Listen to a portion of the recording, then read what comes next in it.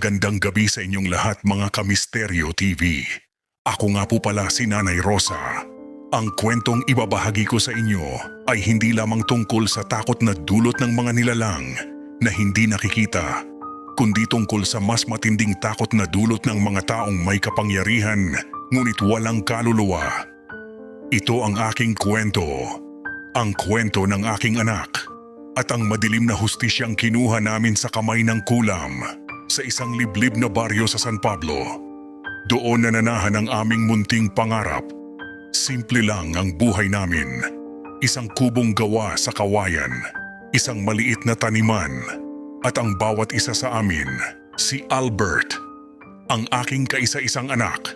Sa bawat pagsikat ng araw, wala kang maririnig sa kanya kundi ang tunog ng kanyang palakol habang nagbibiyak ng kahoy para sa aming kalan. Napakasipag na bata. Pangarap niyang maging isang guro. Balang araw para matulungan ang mga batang katulad niya na salat sa yaman. Nay, darating ang araw, hindi na kayo maglalabada. Madalas niyang sabihin sa akin habang nagpupunas ng pawis. Ngumingiti lang ako. Sapat na sa akin ang makita siyang ligtas. Kasama rin namin ang aking ama, si Lolo Lito. Isang matandang tahimik. Madalas siyang nakaupo sa may bintana. Tila may malalim na tinitingnan sa malayo. Hindi siya gaanong masalita. Pero sa likod ng kanyang mga mata, ramdam mo ang proteksyon. Noong mga panahong iyon hindi ko alam na may itinatago pala siyang kakaibang dunong. Masaya kami sa San Pablo. Ang bawat hapunan ay puno ng kwentuhan. Ang ulam naming gulay na pinitas lang sa paligid ay tila pinakamasarap na putahe dahil sa aming pagsasama. Ngunit ang katahimikang iyon ay tila isang babala. Isang kalmadong dagat bago ang malakas na unos. Sapagkat sa kanto ng aming barangay, madalas dumaan ang isang sasakyan ng pulis. Doon ko unang nakita ang mga matang kukuha sa liwanag ng aming tahanan. Ang mga mata ni Aljon. Hindi ko alam na habang pinagmamasdan namin ang mga bituin mula sa aming bintana, may isang kadilimang unti-unti nang lumalapit. Isang kadilimang babasag sa aming payapang buhay. Nagsimula ang lahat sa isang mainit na hapon ng Martes. Katatapos lang ni Albert sa paghahatid ng mga inaning gulay sa palengke. Pagod siya, pawisan, pero may ngiti sa mga labi dahil may dala siyang kaunting pasalubong para sa amin. Isang supot ng tinapay at paborito kong pansit.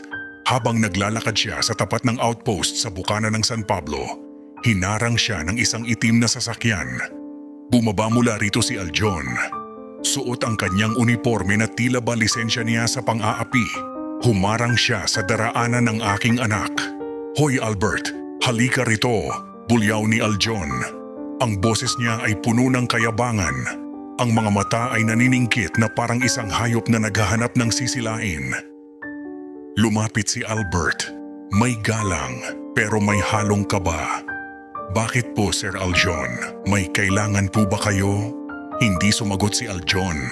Sa halip, kinuha niya ang bitbit na supot ni Albert at hinalughog ito. Itinapon niya ang tinapay sa maalikabok na kalsada. "Balita ko, malakas ka sa barangay? Marami kang alam sa mga galawan dito." "Wala po akong alam sa sinasabi niyo, sir.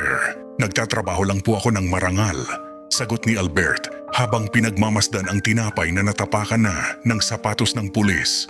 Dito na lumapit ng husto si Aljon. Amoy alak ang hininga nito kahit tanghaling tapat. Bumulong siya kay Albert, isang bulong na narinig din ni Berto na noon ay nagkukunwaring naglilinis sa malapit. "Huwag kang magmalinis. May padating na item mamayang gabi. Gusto ko, ikaw ang mag-abot sa kabilang kanto. Madali lang to. Isang gabi lang, mas malaki pa sa kikitain mo sa isang buwan ang ibibigay ko sa iyo." Umiling si Albert. Matikas. "Pasensya na po, sir. Hindi ko po kayang gawin ang ganyang bagay. Mas gusto ko pong matulog nang mahimbing sa gabi na malinis ang konsensya ko." Tumawa si Aljon, isang tawang nakapapangilabot. Tinapik niya ng malakas ang balikat ni Albert, pero ang mga daliri niya ay bumaon sa laman ng aking anak. "Masyado kang matuwid, Albert. Alam mo ba ang nangyayari sa mga taong masyadong matuwid? Napuputol, nababali. Umuwi ka na, dagdag ni Aljon habang dumidura sa lupa. Pero tandaan mo ito, sa San Pablo walang tumatanggi sa akin na hindi nagsisisi. Umuwing matamlay si Albert ng hapong iyon. Hindi niya sinabi sa akin ang buong detalye, pero nakita ko ang takot sa kanyang mga mata habang nakatingin sa labas ng bintana. At sa malayo, sa ilalim ng puno ng nara, nakita ko ang sasakyan ni Aljon. Nakamasid. Naghihintay ng pagkakataong itumba ang poste ng aming tahanan. Malamig ang simoy ng hangin noong gabing iyon, ngunit tila may kakaibang bigat sa atmosfera ng San Pablo. Maagang natulog si Albert pagkatapos ng hapunan, pagod mula sa bukid. Si Lolo Lito naman ay nasa balkonahe, tahimik na nagnganganga habang nakamasid sa kadiliman. Bandang 11:00 ng gabi, binasag ng malakas na kalabog ng pinto ang katahimikan. "Pulis ito, buksan niyo ang pinto. Huwag kayong kikilos." Bago pa man ako makatayo sa aking higaan, bumigay na ang pinto. Pumasok ang 5 lalaking armado sa pangunguna ni Aljon. Wala silang dalang search warrant, wala silang dalang galang. Ang tanging dala nila ay ang init ng kanilang mga baril at ang lamig ng kanilang mga balak. Hinila nila si Albert mula sa pagkakahimbing. "Anong meron? Ano pong kasalanan ko?" Gulantang na tanong ng aking anak. Ngunit isang malakas na suntok sa sikmura ang isinagot ni Aljon sa kanya. Napaungol si Albert sa sakit at napaluhod sa sahig ng aming sala.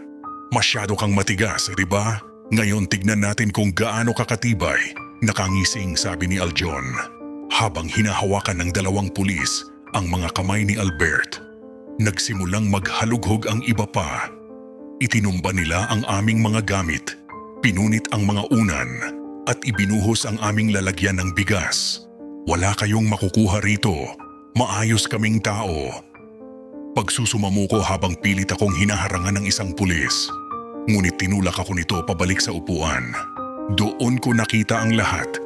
Kitang-kita ng 2 kong mata ang mabilis na galaw ng kamay ni Aljon. Mula sa kanyang bulsa, naglabas siya ng isang maliit na plastic sachet na may lamang puting kristal. Sa harap ko, habang nakatingin siya sa akin ng may mapanuyang ngiti, dahan-dahan niyang isiningit ang sachet sa loob ng lumang backpack ni Albert na nakasabit sa dingding. "Ayun o, bingo!" Sigaw ng isang kasamahan ni Aljon, sabay kuha sa bag at pagpapakita ng tanim na ebidensya. "Hindi sa akin yan, tinanim niyo yan." Pagsigaw ni Albert, pilit siyang kumakawala. Pero lalo lang siyang pinusasan ng mahigpit hanggang sa magmula ang kanyang mga pulso. Tumingin si Aljon sa akin, lumapit siya at hinawakan ang aking baba. "Nanay Rosa, mukhang hindi niyo tinuruan ng mabuti ang anak niyo. Ang laki pala ng itinatago niyang negosyo rito." Hinila nila si Albert palabas ng bahay. Ang iyak ko ay umalingaw-ngaw sa buong baryo. Pero walang kapitbahay ang naglakas loob na lumabas. Takot silang lahat kay Aljon. Habang isinasakay si Albert sa patrol car, tumingin siya sa akin. Puno ng takot, puno ng pagkalito. At sa dilim ng gabi, nakita ko si Lolo Lito sa sulok ng bakuran. Hindi siya kumikilos, pero ang kanyang mga kamao ay nakakuyom ng mahigpit at ang kanyang mga mata ay nagbabaga sa galit na hindi ko pa nakita kailanman. Ang setup ay tapos na at ang kalbaryo ng aking anak ay nagsisimula pa lamang. Hindi ako nakatulog ng gabing iyon. Ang bawat patak ng luha ko ay parang asidong humuhugot sa aking dibdib. Pagkasikat ng araw, kahit nangangatog ang aking mga tuhod, tinungo ko ang presinto. Bitbit ko ang lahat ng barya-baryang naipon ko mula sa paglalabada sa pag-asang baka sakaling mabili ko ang kalayaan ng aking anak. Pagdating ko sa presinto, ang amoy ng sigarilyo at lumang papel ang sumalubong sa akin.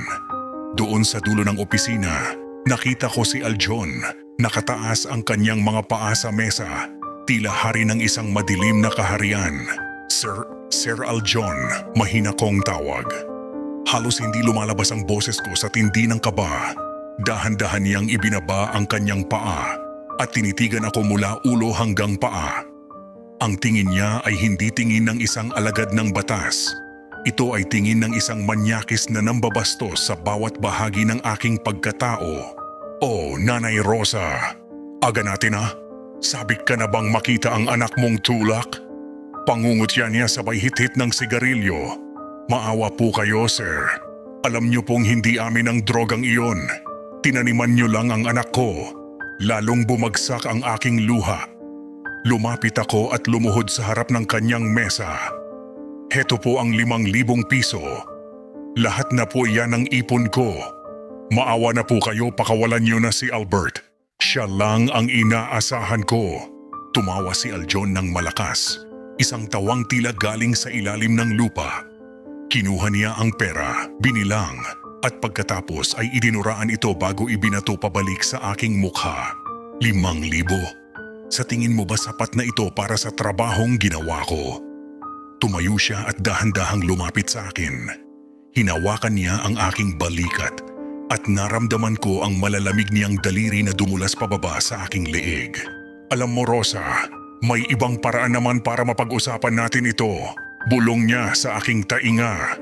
Ang hininga niya ay amoy alak at nabubulok na laman. Maganda ka pa naman kahit may edad na. Kung bibigyan mo ako ng kaunting aliw sa loob ng kwarto ko, baka sakaling mapagaan ko ang kaso ng anak mo. Kaya't nanginig ang buong katawan ko sa pandidiri. Napaatras ako. Hayop ka, wala kang kaluluwa. Nagbago ang anyo ni Aljon. Ang manyakis ng ngiti ay naging isang madilim na banta. Ayaw mo? Sige, huwag kang iiyak sa akin kapag ibinalik ko sa iyo ang anak mo na nasa loob na ng kabaong. Layas, kinaladkad ako ng mga tauhan niya palabas ng presinto. Habang nasa labas ako, nakita ko sa isang maliit na rehas si Albert. Duguan ang kanyang labi at puno ng pasa ang mukha. Nagtagpo ang aming mga mata. Nay, umuwi na kayo. Mag-ingat kayo kay Lolo, ang huli niyang sinabi. Bago siya hinila ng isang pulis pabalik sa dilim. Hindi ko alam na iyon na pala ang huling beses na makikita kong buhay ang aking anak. Ang puot sa aking puso ay nagsimulang mag-alab, isang apoy na hindi kayang patayin ng anumang luha. Umuwi ako na parang isang basang sisiw. Hapo ang katawan, wasak ang puso, at puno ng pandidiri sa bawat haplos ng manyakis na pulis na iyon. Pagdating ko sa bahay, sinalubong ako ni Lolo Lito.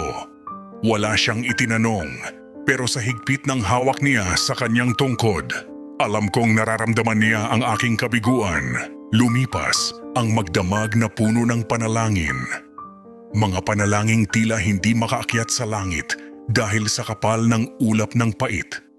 Ngunit bago pa man mag-umaga, isang mabilis na katok ang gumising sa aming lahat, si Berto. Ang lalaking saksi sa lahat ng pang-aapi ni Aljon.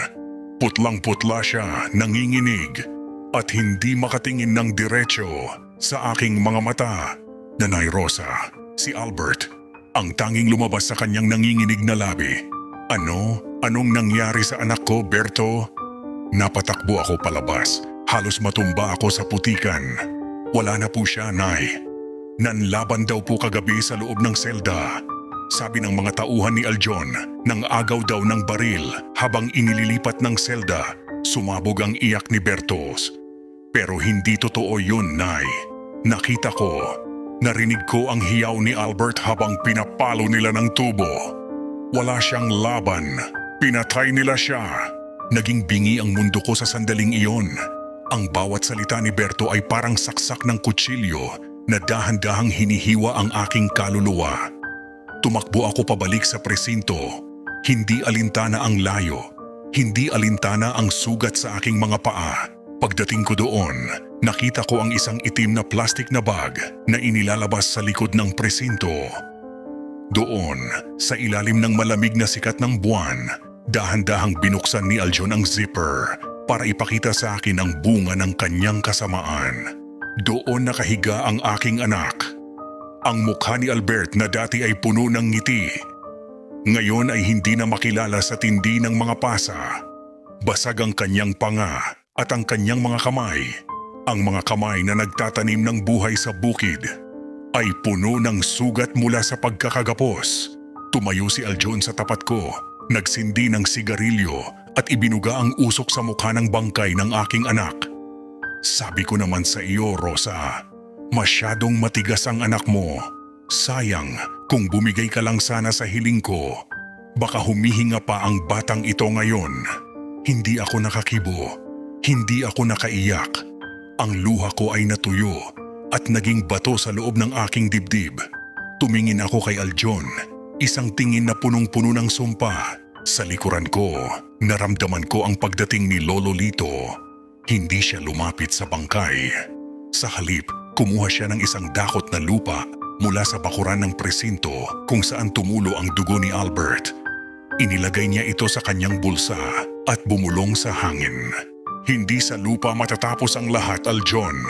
Mahinang sabi ni Lolo Lito na tila nang gagaling sa kailaliman ng lupa ang boses. Ang dugong dumanak dito ay siyang dadanak din sa iyong sariling tahanan. Tumuwa lang si Aljon, tinalikuran kami at pumasok sa loob habang bitbit ang pera ng mga mamamayan. Hindi niya alam, sa gabing iyon namatay ang Nanay Rosa na kilala nila. At isinilang ang isang inang handang makipagkasundo kahit sa demonyo. Makuha lamang ang hustisyang ipinagkait ng tao. Dinala namin ang bangkay ni Albert sa aming maliit na kubo. Walang maggarbo na kabaong, walang maraming bulaklak. Ang tanging naroon ay ang amoy ng kandila na unti-unting nauupos at ang masangsang na amoy ng pait na bumabalot sa aming tahanan. Nakatingin ako sa mukha ng anak ko sa likod ng salamin. Ang bawat pasa sa kanyang pisngi ay parang mapa ng kalupitan ni Aljon. Dumating ang ilang mga kapitbahay, ngunit pagpasok nila, mabilis din silang aalis. Natatakot silang makitang nakikiramay sa amin. Natatakot silang mapag-initan ng mga pulis. Ang San Pablo, na dati ay puno ng buhay, ngayon ay tila naging isang bayan ng mga bulag at pipi. Sa sulok ng silid, nakaupo si Lolo Lito. Hindi siya kumakain, hindi siya umiinom. Ang kanyang mga mata ay hindi nakatingin sa bangkay ni Albert, kundi sa isang maliit na baul na gawa sa maitim na kahoy na matagal na niyang hindi binubuksan. Rosa, tawag sa akin ni Lolo Lito. Ang boses niya ay malamig, walang emosyon, parang hanging nanggagaling sa loob ng isang kuweba. Ang batas ng tao ay para sa mga mayaman at may baril lamang. Ang hustisyang hinihintay mo sa labas ng pintong ito, hindi darating kailanman. Lumapit ako sa kanya. Ang aking mga mata ay namumula na sa kakaiyak. Ano ang gagawin natin, Itay? Pinatay nila ang anak ko na parang hayop. Tinawanan lang nila ang aking pagmamakaawa. Dahan-dahang binuksan ni Lolo Lito ang baul. Sa loob nito ay may mga tuyong ugat, bote ng madidilim na likido, at isang manika na gawa sa kumpol-kumpol na buhok at itim na tela. May ibang paraan, Rosa. Isang paraan na hindi nangangailangan ng abogado o hukom. Pero bago natin ito pasimulan, tatanungin kita. Handa ka bang isuko ang iyong kapayapaan? Handa ka bang makita ang kaaway mo na nagmamakaawa para sa kamatayan ngunit hindi ito ibibigay sa kanya ng mabilis? Tumingin ako sa kabaong ni Albert. Naalala ko ang tawa ni Aljon. Naalala ko ang malalamig niyang kamay na nambastos sa akin. Naalala ko ang dugong dumanak sa semento ng presinto. Gawin niyo ang dapat gawin, Itay. Sagot ko ng may determinasyon na higit pa sa takot. Gusto kong maranasan niya ang bawat sentimo ng sakit na idinulot niya sa anak ko. Gusto ko siyang mabulok habang humihinga pa. Tumayo si Lolo Lito at kinuha ang isang piraso ng damit ni Albert na may bahid pa ng tuyong dugo. Itinaas niya ito sa tapat ng kandila. Kung gayon, hindi sapat ang aking lakas. Kailangan nating hanapin ang aking guro. Kailangan nating puntahan si Lola Mayla sa bundok ng Karit. Sa gabing iyon, Habang umiiyak ang langit sa labas, naramdaman ko ang pagbabago sa hangin sa loob ng aming bahay. Ang lungkot ay napalitan ng isang madilim at mabigat na enerhiya. Alam ko, sa sandaling iyon na wala ng balikan. Ang aming pamilya ay hindi na lamang biktima, kami na ang magiging hatol at parusa. Habang ang usok ng insenso ay humahalo sa lamig ng madaling araw, nanatiling nakatitig si Lolo Lito sa baul. Ang kanyang anyo ay tila tumanda ng 10 taon, ngunit ang kanyang mga mata ay nagnininga sa kakaibang liwanag. Doon, sa gitna ng katahimikan ng lamay, nagsimulang magsalita ang aking ama. Isang pagtatapat na kailanman ay hindi ko inakalang maririnig ko. Rosa, simula niya, habang hinahaplos ang isang lumang bungo ng hayop na balot ng itim na sinulid. Akala mo siguro ay isa lamang akong simpleng magsasaka na napadpad dito sa San Pablo mula sa Siquijor. Pero ang totoo, tumakas ako sa isang buhay na puno ng sumpa. Lumingon siya sa akin. At sa unang pagkakataon, nakita ko ang takot sa mga mata ng aking matapang na ama. Ang pamilya natin ay nagmula sa mahabang linya ng mga mangkukulam at mangbabarang.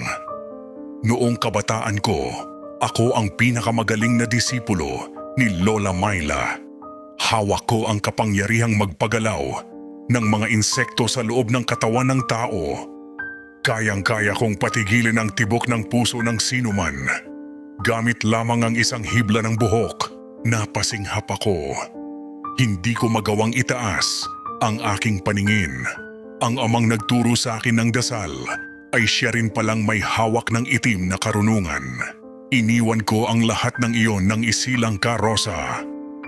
Ayaw kong mamuhay ka sa ilalim ng anino ng kadiliman. Gusto kong maging malinis ang ating pangalan. Pero ang tadhana, tila mapagbiro. Ang katahimikang tinalikuran ko ang siya ring kukuha sa kaisa-isa nating apo. Tumayo si Lolo Lito at lumapit sa kabaong ni Albert. Hinawakan niya ang malamig na kamay ng kanyang apo. Albert, patawarin mo ang lolo. Ibabaon ko muli ang aking kamay sa putikan para sa iyo. Inilabas ni Lolo Lito ang isang maliit na garapon na may lamang mga tuyong bubuyog at alakdan. Ang mga ito ay hindi basta mga insekto. Sila ay mga sundalo ng puot. Pero para maging ganap ang bisa nito laban sa isang taong gaya ni Aljon, isang taong protektado ng masamang espiritu ng kapangyarihan at pera, kailangan natin ng basbas ng mas mataas na antas ng barang. Sino si Lola Myla, Itay? Tanong ko ng may panginginig. Siya ang pinagmulan ng lahat, Rosa. Siya ang reyna ng mga mangbabarang sa bundok ng Karit. Siya lamang ang may hawak ng barang na bangkay. Ang sumpang hindi titigil hanggat hindi nauubos ang huling patak ng dugo ng biktima at ng lahat ng kanyang kauri. Sa sandaling iyon, isang malakas na kulog ang gumulantang sa buong San Pablo kahit na maliwanag ang buwan. Tumingin si Lolo Lito sa bintana. Nararamdaman na nila ang aking pagbabalik. Maghanda ka, Rosa. Iwanan mo na ang iyong takot dito sa kubong ito. Dahil sa pupuntahan natin, ang takot ay pagkain lamang ng mga nilalang na ating tatawagin. Kinuha ni Lolo Lito ang kanyang tungkod at isang itim na balabal. Sa likod ng aming bahay, nagsimulang mag-alulungan ang mga aso. Isang tunog na hindi para sa tao, kundi para sa paparating na dilim. Ang lihim ay nabunyag na at ang paglalakbay patungo sa impyerno para hanapin ang hustisya ay magsisimula na. Bago pa man sumikat ang araw, nilisan namin ang San Pablo. Hindi kami sumakay sa mga pampublikong sasakyan. Sa halip, tinuon namin ang daan patungo sa kailaliman ng kagubatan ng bundok ng Karit. Isang lugar na ayon sa mga matatanda ay hindi matatagpuan sa anumang mapa sapagkat ang daan patungo rito ay binubuksan lamang para sa mga taong may dalang matinding puot. Habang paakyat kami sa bundok, unti-unting nagbabago ang paligid. Ang mga puno ay tila may mga mukhang nagmamasid. Ang kanilang mga sanga ay parang mga tuyot na daliring gustong humablot sa aming mga damit. Ang hangin ay hindi na amoy sariwa. Ito ay may halong amoy ng nabubulok na dahon at tuyong dugo. Itay, malayo pa ba tayo? Tanong ko. Ang bawat hakbang ko ay mabigat, tila may humihila sa aking mga paa pababa sa lupa. Huwag kang titingin sa likod, Rosa. Seryosong sagot ni Lolo Lito.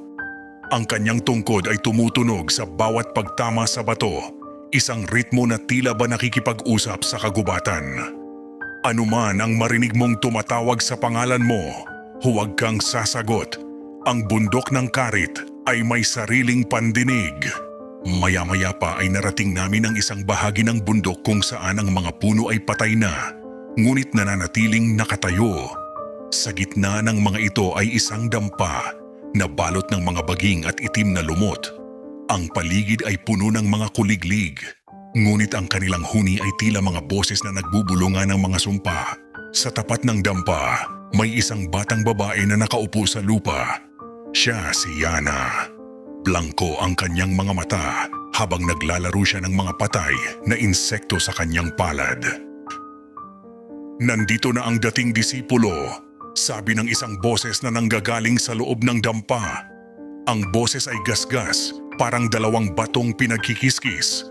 Ngunit may autoridad na nakapanghihina ng tuhod. Lumabas ang isang matandang babae. Ang kanyang balat ay tila balat ng ahas sa sobrang kulubot, at ang kanyang buhok ay maputi na parang mga sapot ng gagamba. Siya si Lola Mayla.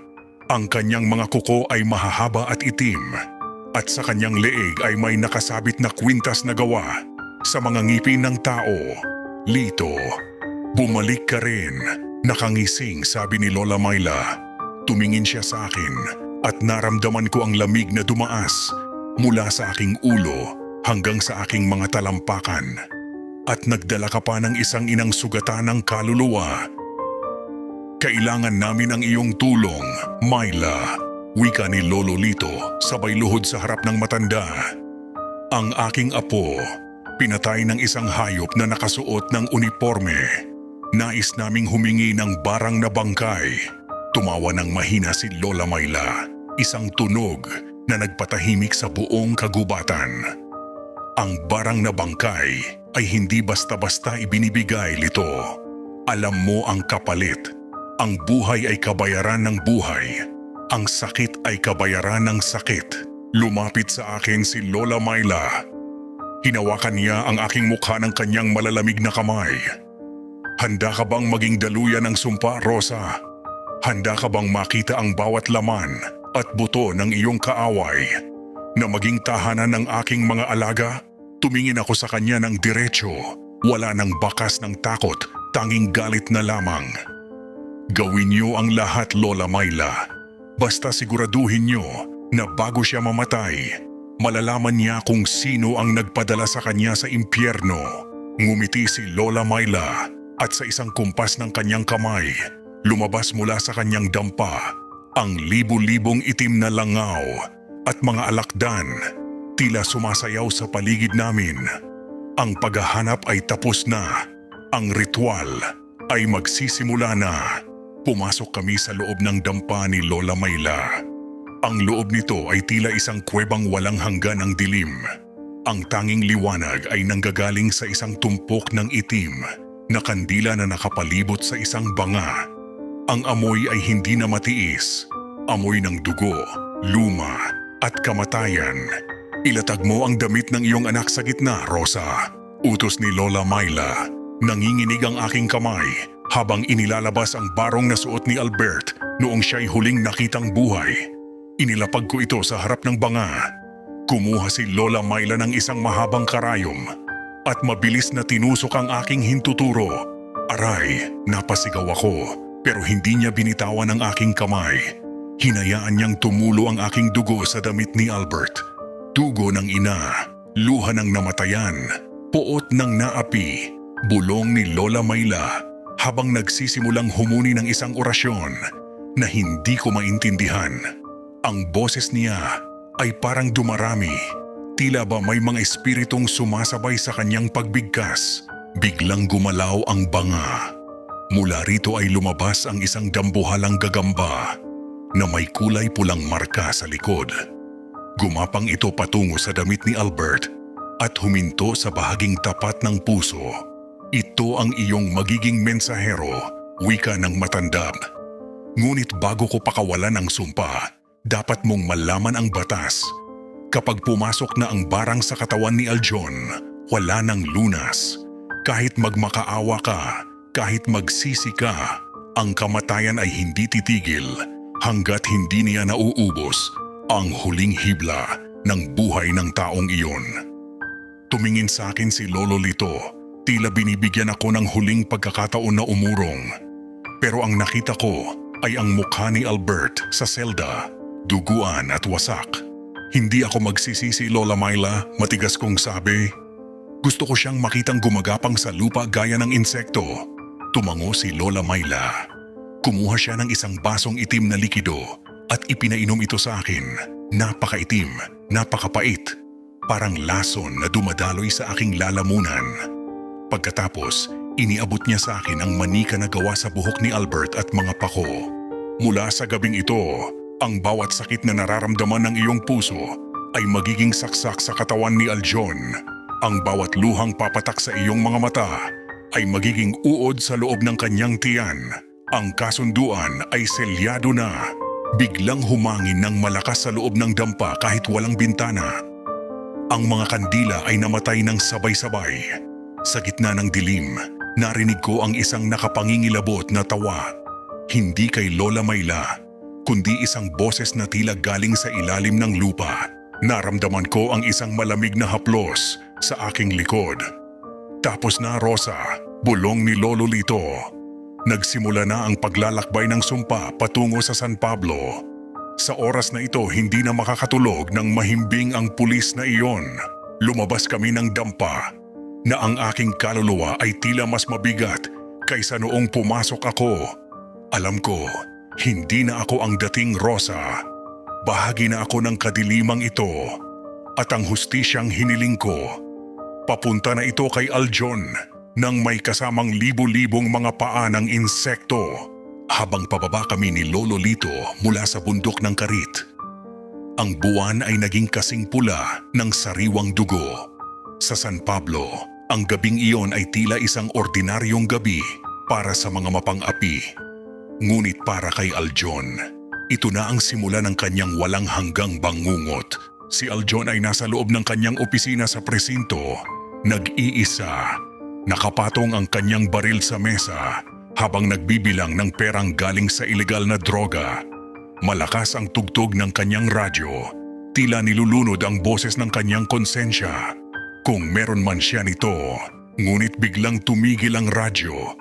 Isang matinis na tunog ng static ang pumalit, na tila ba may mga boses na bumubulong sa ilalim ng ingay. Sira na naman to, bulong ni Aljon sabay hampas sa radyo. Sa sandaling iyon, ang ilaw sa kanyang kisame ay nagsimulang kumurap-kurap. Tik, tik, tik. Isang tunog ng tila maliliit na paa ang narinig niya sa itaas ng kanyang ulo. Tumingala siya at doon nakita niya ang isang itim na likido na dahan-dahang tumutulo mula sa kisame. Pagbagsak ng patak sa kanyang mesa, nakita niyang hindi ito pintura. Ito ay malapot na dugo na puno ng maliliit at gumagalaw na itim na langaw. Ano to? Napatayo si Aljon diring-diri. Sinubukan niyang buksan ang pinto, ngunit ayaw nitong bumukas. Parang may humahawak sa kabilang panig. Bigla siyang nakaramdam ng matinding pangangati sa kanyang batok. Kinamot niya ito, pero sa bawat kuskos ng kanyang kuko, lalong tumitindi ang hapdi. Pagtingin niya sa kanyang palad, may nakuha siyang isang mahabang hibla ng buhok. Buhok na pamilyar sa kanya. Buhok ni Albert. Hindi maaring patay ka na, sigaw ni Aljon sa hangin. Doon na nagsimula ang tunay na sindak. Mula sa ilalim ng kanyang mga kuko, nagsimulang lumabas ang maliliit na itim na langgam. Isa, dalawa, hanggang sa naging libo-libo. Gumagapang ang mga ito paakyat sa kanyang braso, papasok sa kanyang uniforme. Nagsisigaw siya sa takot. Hinuhubad ang kanyang baro. Pero kahit anong gawin niya, ang mga insekto ay tila nanggagaling sa loob mismo ng kanyang balat. Kasabay nito, ang malamig na boses ni Lola Mayla ay umalingaw-ngaw sa apat na sulok ng silid. Ang kinuha mong buhay ay kukunin din sa iyo. Unti-unti, dahan-dahan, napaluhod si Aljon. Ang kanyang mga mata ay nanlilisik sa takot nang makita niya sa anino ng sulok ng kwarto ang isang figura. Isang binatang nakasuot ng barong, dugo ang duguan ang mukha at may hawak na isang plastik na sachet na puno ng mga uod. Aljon, bulong ng anino. Gusto mo ba ng item? Nagsimulang sumuka si Aljon. Pero hindi pagkain ang lumabas sa kanyang bibig, kundi kumpol-kumpol na putik at mga pakpak ng patay na insekto. Sa labas ng presinto narinig ng mga gwardya ang kanyang hiyaw. Ngunit nang subukan nilang buksan ang pinto, ang naramdaman lang nila ay ang nakapapapasong init ng hawakan nito. Ang unang gabi ng barang ay tapos na. Hindi pa siya pinapatay ng sumpa dahil ang utos namin ni Lolo Lito ay hayaan muna siyang malunod sa sarili niyang takot. Lumipas ang ilang araw matapos ang unang gabi ng sumpa. Ang balita sa San Pablo ay mabilis na kumalat. Si Aljon daw ay hindi na lumalabas ng kanyang bahay. At ang mga kasamahan niyang pulis ay isa-isang tinatamaan ng misteryosong sakit. Ngunit sa gitna ng takot na ito, may isang taong hindi na makatulog dahil sa bigat ng kanyang krus na dinadala. Si Berto na saksi sa pagpaslang kay Albert ay lalong nangayayat. Ang kanyang mga mata ay lubog at nanginginig ang kanyang mga kamay sa tuwing hahawak ng walis sa tapat ng barangay hall. Alam niya ang totoo at alam niyang siya na ang susunod kung hindi siya magsasalita. Isang gabi, habang nag-iisa ang barangay captain sa kanyang opisina, pumasok si Berto. Ang kanyang anyo ay parang isang taong galing sa hukay. "Kap, kailangan niyo po akong pakinggan," nanginginig na sabi ni Berto. "Hindi lang po basta sakit ang meron sina Aljon. Ito ay ganti." Tumingin ng masama ang barangay captain. "Berto, huwag kang magkakalat ng mga kwentong barbero. Ang mga pulis ay biktima lang ng masamang tubig o kung anong virus." "Hindi po, Kap. Nakita ko po," sigaw ni Berto habang lumuluha. "Nakita ko kung paano nila pinatay si Albert. At bago mamatay si Albert, sinumpa niya sila. Ngayon, nakikita ko ang mga insekto sa loob ng presinto. Naririnig ko ang mga boses sa gabi. Ngunit ang kapitan na nakikinabang din sa mga ilegal na gawain ni Aljon ay tumayo at hinablot ang kwelyo ni Berto. "Manahimik ka kung ayaw mong matulad kay Albert. Itiko mo ang bibig mo. Ang batas ay kay Aljon at ang San Pablo ay sa amin." Pinalaya si Berto, ngunit paglabas niya ng barangay hall, hinarang siya ng dalawang kasamahang pulis ni Aljon. Ang kanilang mga balat ay puno na ng maiitim na pantal at ang kanilang mga mata ay madilaw. "Anong sinasabi mo sa kapitan, Berto?" tanong ng isang pulis habang humahawak sa kanyang baril. Ngunit bago pa man ito makakilos, biglang napaungol ang pulis. Sa harap ni Berto, nagsimulang lumabas ang mga uod mula sa mga pantal sa braso ng pulis. Isang masangsang na amoy ng nabubulok na karne ang humalimuyak sa hangin. Napatakbo si Berto patungo sa aming kubo. Pagdating niya, nadatnan niya si Lolo Lito na nagbabayo ng mga tuyong dahon sa isang kiskisan. "Nanay Rosa, Lolo Lito," hingal na hingal si Berto. "Sinubukan ko pong magsabi sa kapitan pero ayaw niyang makinig. Papatayin nila ako." Tumingin sa kanya si Lolo Lito ng may malamig na ekspresyon. "Ang katotohanan ay parang barang, Berto. Kapag itinago mo sa loob ng katawan, kakainin ka nito ng buhay. Kung gusto mong maligtas, kailangan mong ituro ang daan para sa mga taong tunay na naghahanap ng hustisya. NBI, kailangan nating tawagan ang NBI," bulong ni Berto. Sila lang ang hindi hawak ni Aljon. Sa sandaling iyon, isang malakas na hiyaw ang narinig mula sa dako ng bahay ni Aljon. Isang hiyaw na hindi sa tao, kundi sa isang nilalang na unti-unti nang nilalamon ng puot ng kalikasan. Ang babala ni Berto ay naging hudyat na ang gulo sa San Pablo ay hindi na lamang usapin ng baril at bala, kundi ng hustisyang nagmumula sa kailaliman ng lupa.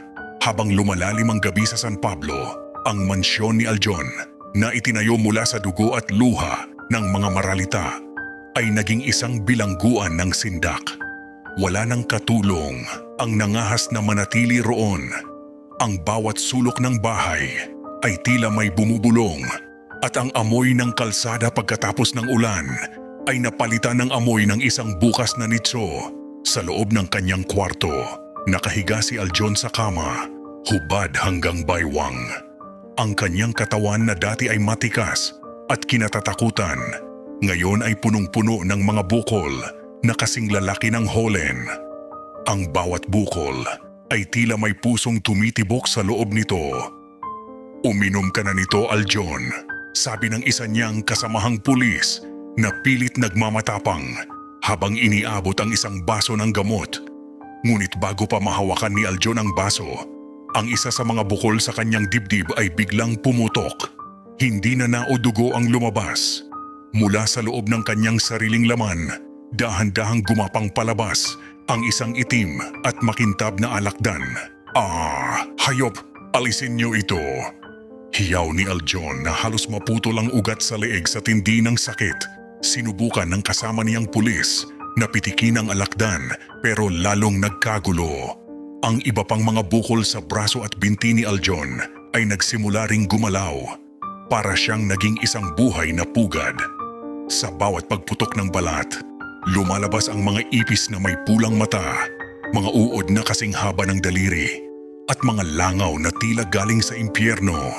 "Tulungan niyo ako, dalhin niyo ako sa ospital." Pagmamakaawa ni Aljon habang gumagapang siya sa sahig. Ang kanyang boses ay paos na at bawat hinga niya ay may kasamang tunog ng mga pakpak na kumakaspas sa loob ng kanyang baga. Ngunit pagtingin niya sa salamin, lalong nagdilim ang kanyang mundo. Ang kanyang refleksyon ay unt-unting nagbabago. Sa halip na sarili niyang mukha, ang nakikita niya sa salamin ay si Albert. Nakatayo sa likuran niya, may hawak na pala at dahan-dahang ibinubuhos ang lupa sa ulo ni Aljon. "Masarap ba ang pakiramdam ng tinataniman, sir?" Bulong ng boses ni Albert na tila nanggagaling sa loob mismo ng utak ni Aljon. Sa labas ng mansyon, naririnig ng mga kapitbahay ang malalakas na kalabog at ang tunog ng nababasag na mga gamit. Ngunit walang lumalapit. Alam nila na ang nangyayari sa loob ay hindi na kayang gamutin ng siyensya. Sa aming kubo, kinuha ni Lolo Lito ang isang manikang gawa sa kumpol-kumpol na buhok ni Albert. Kumuha siya ng isang mahabang pako at dahan-dahang itinusok ito sa sikmura ng manika. Sa oras ding iyon, sa loob ng mansyon, naramdaman ni Aljon na tila may isang nagbabagang bakal na bumaon sa kanyang tiyan.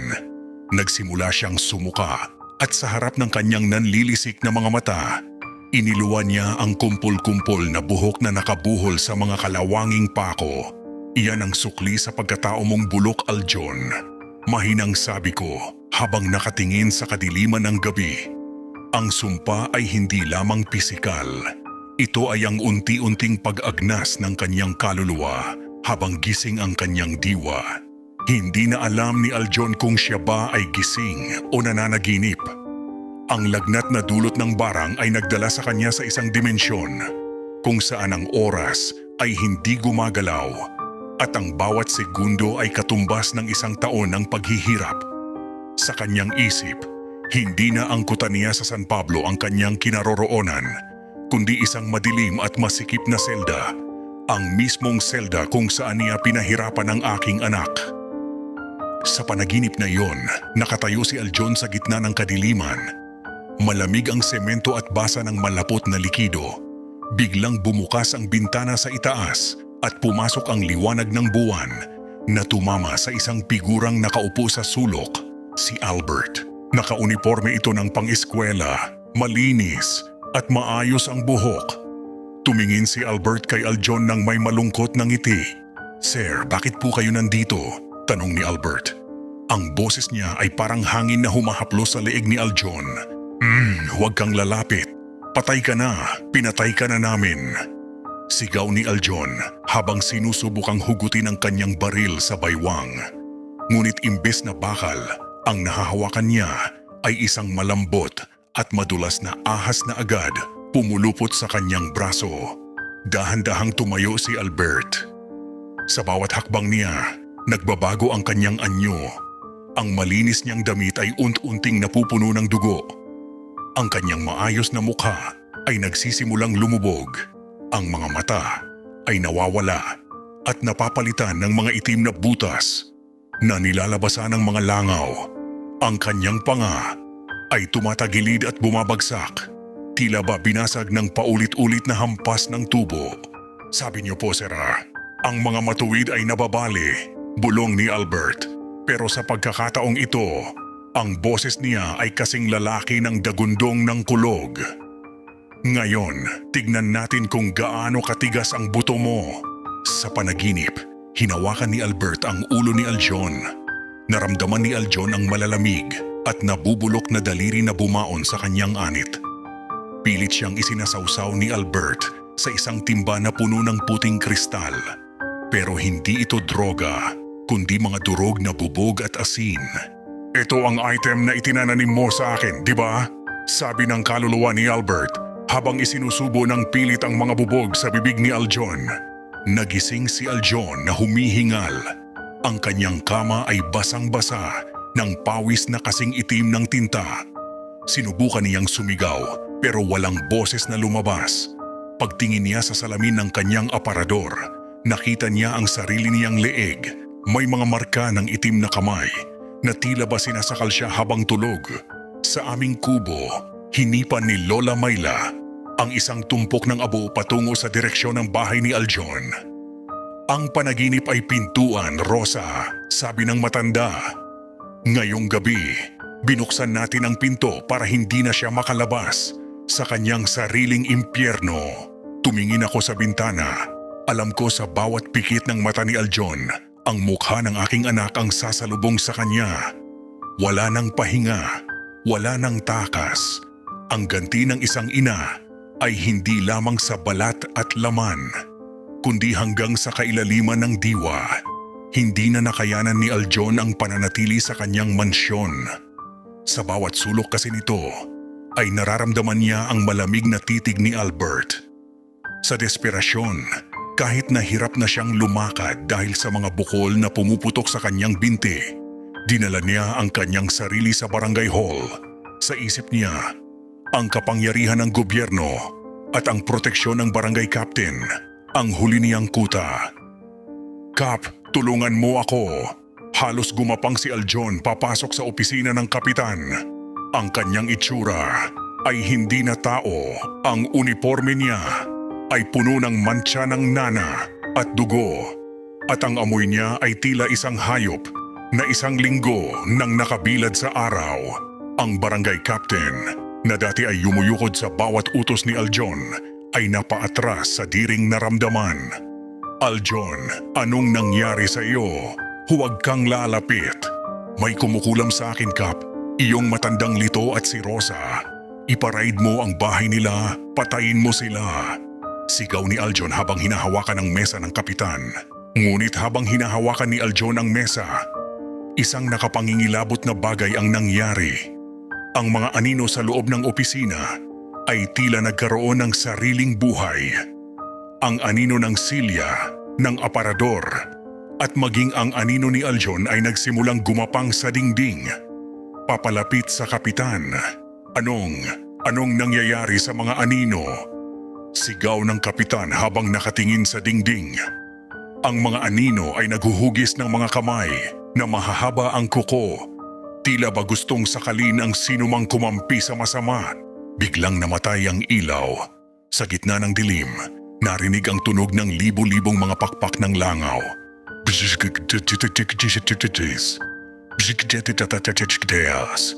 Ang kapitan ay nakaramdam ng malalamig na haplos sa kanyang mukha. Pagbukas ng emergency light, nakita ng kapitan na ang buong dingding ng kanyang opisina ay nababalutan na ng mga itim na kuliglig na sabay-sabay na tumutunog, isang tunog na tila humahalakhak. Layas, lumabas ka rito Aljon, hiyaw ng kapitan sa matinding takot. Hindi ko kayang labanan ng ganitong kapangyarihan. Dalhin niyo siya sa labas. Tinulak ng mga tanod si Aljon palabas ng barangay hall. Wala ng pulis na sumaklolo, wala ng opisyal na nagtanggol. Ang taong dating kinatatakutan sa buong San Pablo ay ngayon ay parang isang basurang itinapon sa kalsada, habang ang mga anino ng gabi ay dahan-dahang bumabalot sa kanya. Sa aming kubo, dahan-dahang tinaasan ni Lolo Lito ang mitsa ng kanyang lampara. Ang mga kakampi ng dilim ay laging nag-iiwanan kapag ang mas malakas na dilim na ang dumating. Mahinang sabi niya, alam ko, sa sandaling iyon na wala nang matataguan si Aljon. Ang bawat pinto na katukin niya ay magsasara at ang bawat taong hinga niya ng tulong ay makakakita lamang ng sumpa sa kanyang mga mata. Nagsisimula na ang pag-iisa ng halimaw. Ang San Pablo ay hindi na lamang usap-usapan sa mga karatigbayan. Naging pambansang balita na ang sunod-sunod na misteryosong pagkamatay ng mga pulis sa aming munisipyo.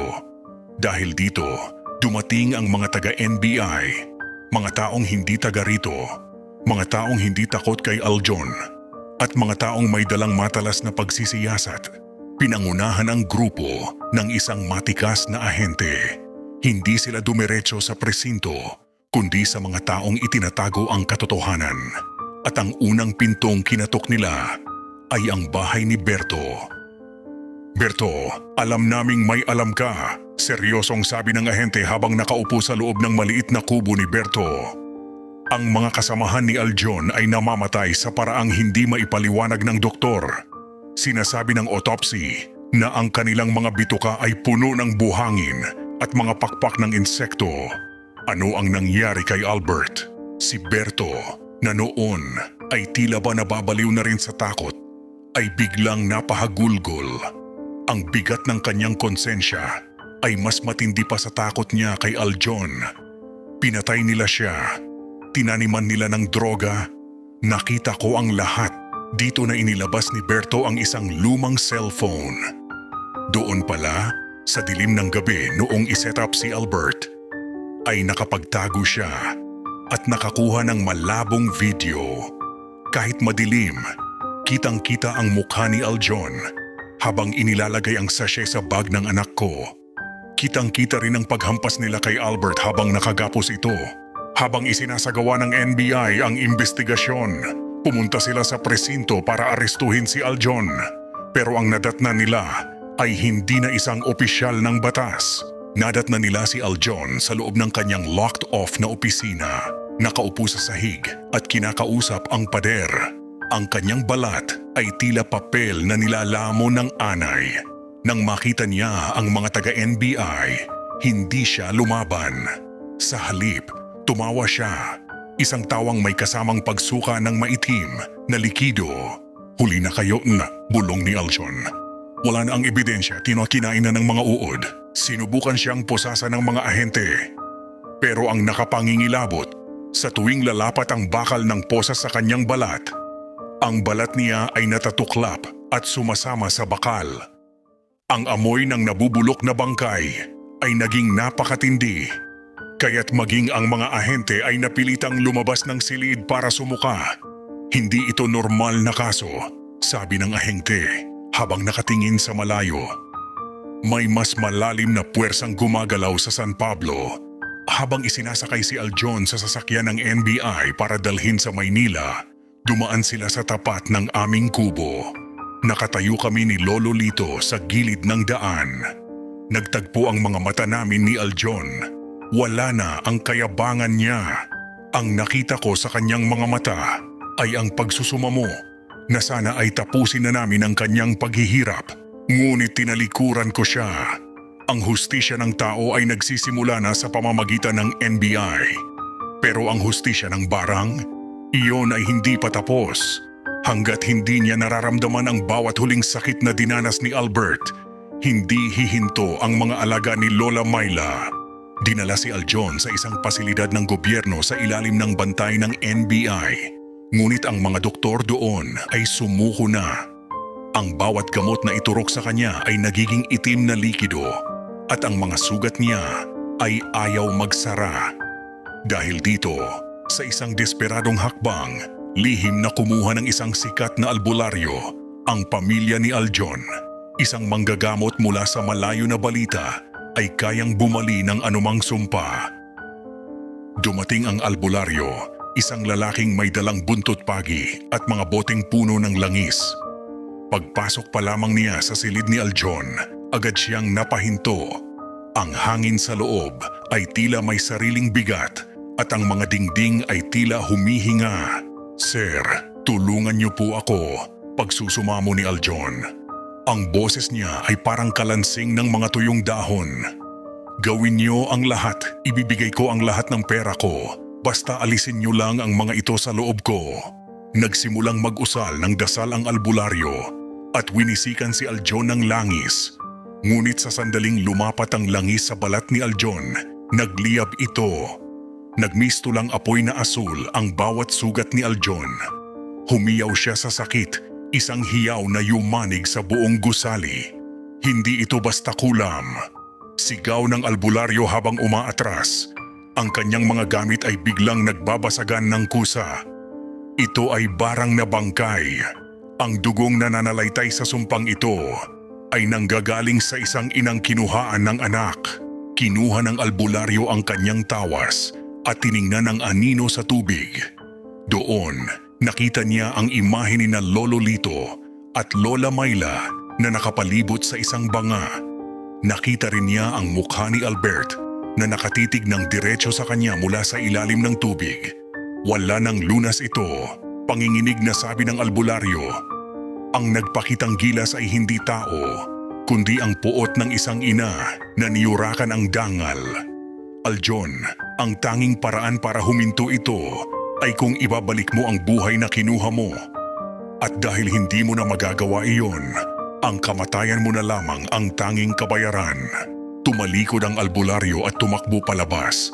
Iniwan ang kanyang mga gamit. Alam niya na ang sinumang humarang sa daloy ng barang na ito ay lalamunin din ng sumpa na iwang mag-isa si Aljon sa dilim. Sa kanyang harapan, dahan-dahang lumabas ang mga anino ni na Lolo Lito at Nanay Rosa sa dingding. Ramdam niya ang aming presensya kahit milya-milya ang layo namin. "Rosa, iyapatawad," bulong niya sa hangin. Ngunit sa aming kubo, dahan-dahang hinipan ni Lolo Lito ang apoy ng kandila hanggang sa mamatay ito. Ang tawad ay sa langit hinihingi, Aljon. Sa lupa, ang batas ay mata sa mata, ngipin sa ngipin. Wala ng lunas. Wala ng takas. Ang bawat sandali ng buhay ni Aljon ay isa na lamang mahabang paghihintay sa huling hatol ng kadiliman. Habang unti-unting nauubos ang hininga ni Aljon sa ilalim ng sumpa, ang kanyang mga galamay sa San Pablo ay nagsimula ring manginig. Dahil sa testimonya ni Berto at sa mga ebidensyang nakalap ng NBI, nalaman ng gobyerno na hindi lang pala simpleng pulis si Aljon. Siya ang utak ng isang malaking sindikato na may proteksyon ng mga armadong tauhan sa bundok. Isang madaling araw, bago pa man mag-unang tilaok ng manok, nabulabog ang katahimikan ng San Pablo. Isang batalyon ng mga sundalo ang dumating. Hindi na sila dumaan sa highway. Pumasok sila sa mga lihim na ruta kung saan naroon ang kuta ng mga tauhan ni Aljon. Sugod, ang huling salitang narinig bago sumabog ang bakbakan. Ang mga tauhan ni Aljon na sanay sa pang-aapi ng mga sibilyan ay nagulat. Ngunit habang nagpapalitan ng putok, may kakaibang nangyayari sa gitna ng labanan.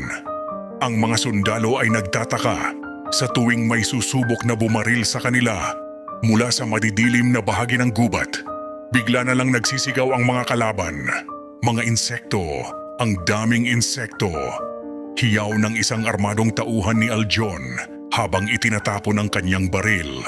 Ang kanyang mga kamay ay pinagkakaguluhan ng mga itim na putak tinatila ba nang gagaling sa loob ng mga puno.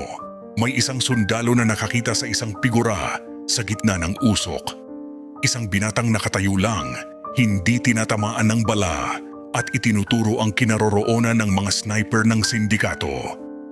Si Albert, ang kanyang espiritu, ay naging gabay ng mga sundalo para matapos na ang kasamaang naghari sa aming bayan. Para sa katarungan, sigaw ng mga sundalo habang isa-isang sumusuko ang mga kasabwat ni Aljon. Sa gitna ng kaguluhan, ang mga bodega ng droga at armas ay nagliyab. Pero ang apoy ay hindi kulay pula. Ito ay kulay asul, gaya ng apoy na nakita ni Aljon sa kanyang mga sugat. Ang lahat ng kinuha nila ng ilegal ay naging abo sa loob ng isang gabi. Habang nagaganap ang raid, kami ni Lolo Lito ay nasa loob ng aming kubo, tahimik na nagdarasal. Hawak ni Lolo Lito ang isang basong tubig na unti-unting nagiging malinaw. Ang mga sanga ay pinutol na, Rosa, sabi ni Lolo Lito habang nakatingin sa labas. Ang puno na lang ang natitira at ang punong iyon ay malapit ng mabuwal. Narinig namin ang malalakas na putok mula sa malayo, pero hindi kami natakot. Alam ko na ang bawat bala na tumatama sa mga masasamang tao roon ay bahagi ng paniningil ng langit at ng barang na aming ipinadala. Ang proteksyong tinatamasa ni Aljon ay gumuho na kasabay ng kanyang mga kuta. Sa pagtatapos ng engkwentro, wala nang natira sa sindikato. Ang mga sundalo ay nakakuha ng sapat na ebidensya para mabulok sa kulungan ang lahat ng opisyal na tumanggap ng suhol. Ang San Pablo ay dahan-dahang humihinga muli habang ang anino ng aking anak ay dahan-dahang naglalaho sa dilim ng gubat. Tapos na ang kanyang misyon sa bahaging iyon. Sa gitna ng pagguho ng kaharian ni Aljon, hindi nakaligtas ang isa sa kanyang pinakamatalik na kasabwat, si Sir Dante. Siya ang gurong dapat sana ay huwaran ni Albert. Ngunit siya pala ang manyakis na utak sa likod ng ilang madidilim na transaksyon sa paaralan at protektor ng mga ilegal na gawain ni Aljon kapalit ng proteksyon sa kanyang sariling mga kasalanan. Noong gabing nilalamon na ng barang si Aljon, si Dante ay nasa loob ng kanyang faculty room, mag-isang nagwawasto ng mga papel. Ngunit ang bawat salitang binabasa niya ay unt-unting nagbabago. Ang mga sagot ng mga estudyante ay nagiging iisang pangungusap. Alam namin ang ginawa mo. Sino ang nagbibiro ng ganito? Bulyaw ni Dante habang itinatapon ang mga papel. Ngunit pagtingala niya, ang mga bentilador sa kisame ay dahan-dahang huminto at mula sa mga talim nito ay may tumutulong malapot na laway na amoy kalawang. Biglang bumukas ang pinto ng silid. Kahit wala namang hangin. Doon, sa may pintuan, nakatayo ang mga anino ng mga batang kinuhaan niya ng dangal at pangarap. Hindi sila gumagalaw, pero ang kanilang mga mata ay nagniningas sa galit. At sa likuran nila, nakatayo si Albert, ang estudyanteng pinakaayaw niya dahil sa paninindigan nito. Sir Dante, bulong ng boses ni Albert na umalingaw-ngaw sa buong silid-aralan. Oras na para sa huling pagsusulit. Nagsimulang magkaroon ng mga gasgas ang balat ni Dante. Tila ba may mga hindi nakikitang kuko na kumakalmot sa kanyang mukha at braso. Ang bawat kalmot ay nag-iiwan ng marka ng tisa na hindi mabura. Nagsimula siyang makakita ng mga uod na lumalabas sa mga tsyok na hawak niya. Sa sobrang takot, napatakbo si Dante palabas ng paaralan, nagsisigaw na parang baliw. Patawad, hindi ko sinasadya. Si Aljon ang nag-utos sa akin. Tumakbo siya diretso sa mga pulis at NBI na noon ay nagsasagawa ng operasyon. Lumuhod siya sa gitna ng kalsada, umiiyak at nagsusuka ng puting likido na amoy lason. Sa harap ng maraming tao, inamin niya ang lahat, ang pambabastos niya sa mga estudyante, ang pagtatago ng droga sa paaralan, at ang pakikipagsabuatan niya kay Aljon para ipiton si Albert. Ikulong niyo na ako.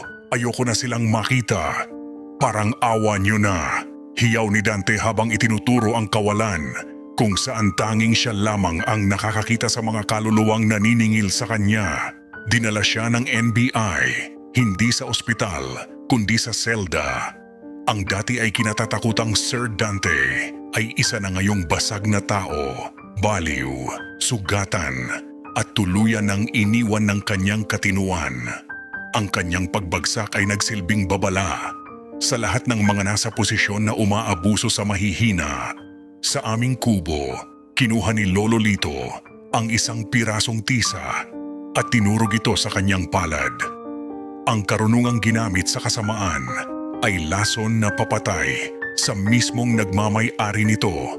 Mahinang sabi niya, "Ngayon, iisa na lamang ang natitira, ang pinakaugat ng lahat ng kasamaang ito, ang taong nag-utos na patayin ang aking anak."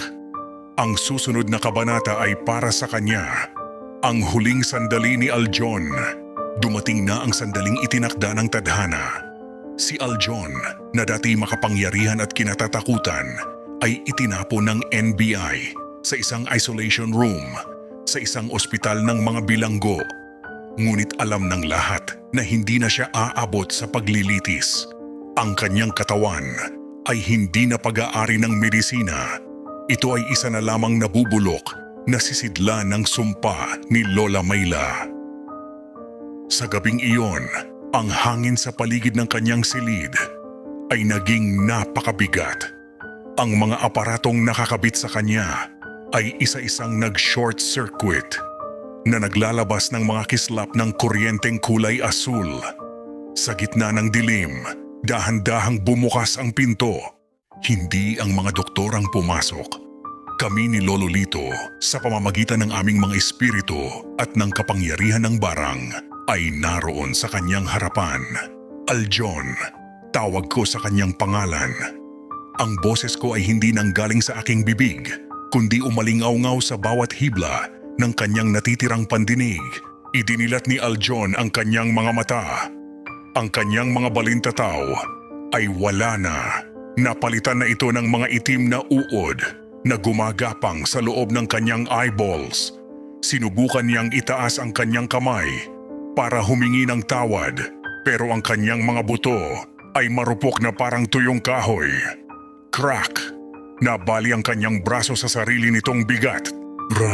Rosa, tatapusin mo na ito. Ang tanging naibulalas niya kasabay ng pag-agos ng maitim na dugo mula sa kanyang ilong.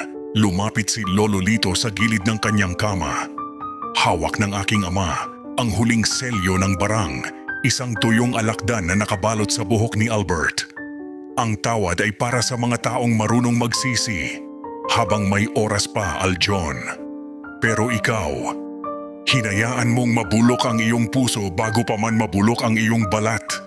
Sa huling sandali ng kanyang buhay, naranasan ni Aljon ang pinakamatinding bahagi ng barang na bangkay. Ang bawat bahagi ng kanyang internal organs ay nagsimulang maging buhay na insekto. Naramdaman niya ang pagpukpok ng libu-libong maliliit na paa sa loob ng kanyang puso, ang pagkagat ng mga ipis sa kanyang baga, at ang paggapang ng mga pako sa loob ng kanyang mga ugat. Isang huling malakas na hiyaw ang pinakawalan ni Aljon. Isang tunog na hindi na sa tao, kundi isang pagsusumamo ng isang kaluluwang kinakaladkad na patungo sa impyerno. Kasabay nito, iniluwa niya ang huling insekto, isang dambuhalang gagamba na may mukha ng tao. Nang lumabas ito, ang katawan ni Aljon ay biglang nangulubot, tila ba hinihigop ng isang vacuum hanggang sa wala nang matira, kundi butot balat na kulay uling. Tumigil ang lahat. Ang katahimikan ay bumalik sa silid maliban sa tunog ng isang bumubukas na bintana. Nakita ko ang anino ni Albert na nakatayo sa tabi ni Aljon, tiningnan ang bangkay ng sandali, at pagkatapos ay tumingin sa amin ni Lolo Lito. Ngumiti siya, isang ngiting payapa, bago siya dahan-dahang naglaho sa liwanag ng buwan. Tapos na, Rosa, sabi ni Lolo Lito habang dahan-dahang ibinababa ang kanyang kamay. Ang utang ay nabayaran na ng dugo. Ang hustisya ay ganap na. Iniwan namin ang silid na iyon. Ang amoy ng kamatayan ay nanatili. Ngunit ang bigat sa aking dibdib ay unti-unti nang nawawash out ng malamig na hangin ng gabi. Ang bayarang pulis ay wala na at ang kanyang pangalan ay magiging isang babala na lamang sa kasaysayan ng San Pablo. Matapos ang gabing iyon, tila bumangon ang San Pablo mula sa isang mahabang bangungot.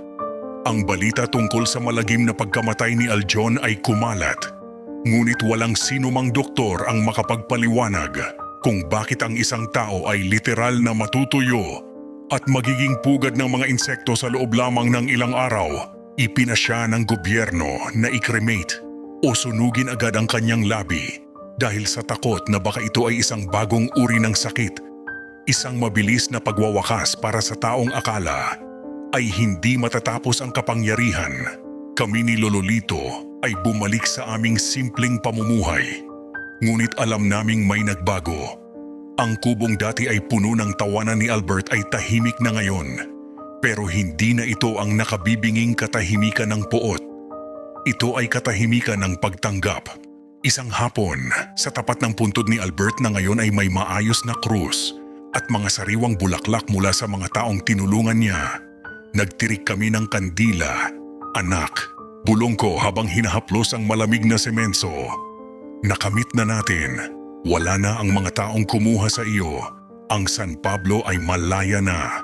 Napansin ko ang isang puting paru-paro na dumapo sa balikat ni Lolo Lito. Ngumiti ang aking ama, isang ngiting matagal ko nang hindi nakikita. Doon ko nalaman na ang espiritu ni Albert ay malaya na rin sa gapos ng mundong ito. Hindi na siya ang duguang anino na nakita ko sa kuta ni Aljon. Siya na muli ang aking anak na naghahatid ng liwanag. Ngunit may kapalit ang aming ginawa. Sinabi ni Lolo Lito na ang paggamit ng barang ay nag-iiwan ng marka sa kaluluwa. Ang bawat gabi ay magdarasal kami, hindi lamang para kay Albert, kundi para sa aming sariling kapatawaran sa pagpili sa madilim na landas. Tinanggap ko iyon dahil para sa isang ina, walang impyernong masyadong mainit kung ang kapalit ay ang hustisya para sa kanyang anak. Ang manyakis na teacher na si Dante ay nananatili sa loob ng piitan, ngunit balita ay gabi-gabi raw itong nagsisigaw dahil sa mga estudyanteng nakapalibot sa kanyang selda. Ang barangay captain naman ay natanggal sa pwesto at nahaharap sa napakaraming kaso ng korupsyon. Ang hustisya ay dumating sa iba't ibang anyo. Ang iba ay sa pamamagitan ng batas ng tao at ang pinakamatindi ay sa pamamagitan ng batas ng kalikasan.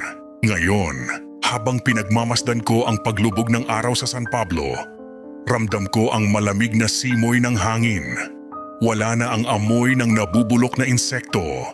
Ang tanging amoy na nananatili ay ang bango ng mga namumukadkad na rosas sa aming bakuran. Dito po nagtatapos ang aking kwento, mga Kamisteryo TV.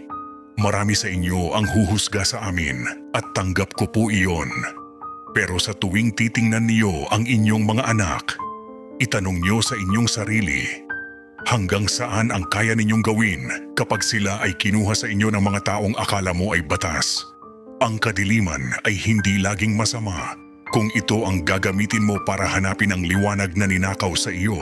Ako si Nanay Rosa at ito ang aking kwento. Ang kwento ng bayarang pulis na kinain ng sarili niyang kasamaan. Magandang gabi at naway makatulog kayo ng mahimbing na malinis ang inyong konsensya.